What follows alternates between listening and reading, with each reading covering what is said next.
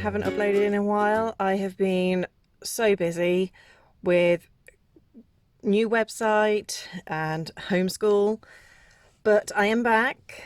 So today, just a very quick little video to show you how to knit an I-cord.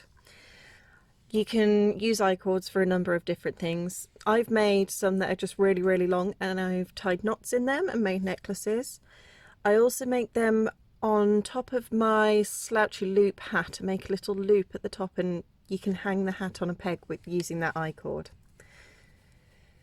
So patterns will usually say make an I-cord of so many stitches. So I'm going to go for an I-cord of 4 stitches.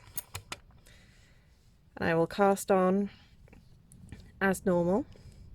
You're going to need your yarn and double pointed needles or circular knitting needles. Double points are a lot easier though. So I'm casting on my 4 and I'm going to knit my first row as normal.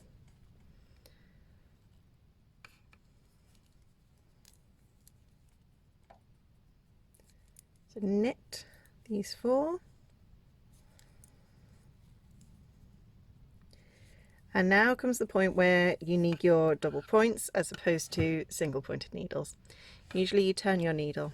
What we're going to do is actually push these stitches to the end. Our working yarn is away from the working end of the needle. What we're actually going to end up doing is pulling that working yarn across those stitches to join up to that one. This I-cord's going to spiral around all the way up. So now into the first stitch. You can have a bit of float there, but that's fine. Just do your stitch, give it a tug, and then knit your other 3. Again, push to the other end of your needle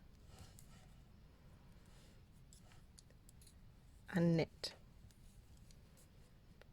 So you're not turning your needles around at all. You're just pushing from one end to the other and knitting. Been knitting a little while now, got a couple of inches on here. You can just work your I-cord for however long your pattern states to do so. This is what it looks on the right side, the side that's always been facing me. And then here is the side where the yarn's being taken across those stitches. And you can see it's pretty much the same as the other side. So if you actually look at the stitches, this one just here is from, say, the right side. This one's from the left side, right side, left side.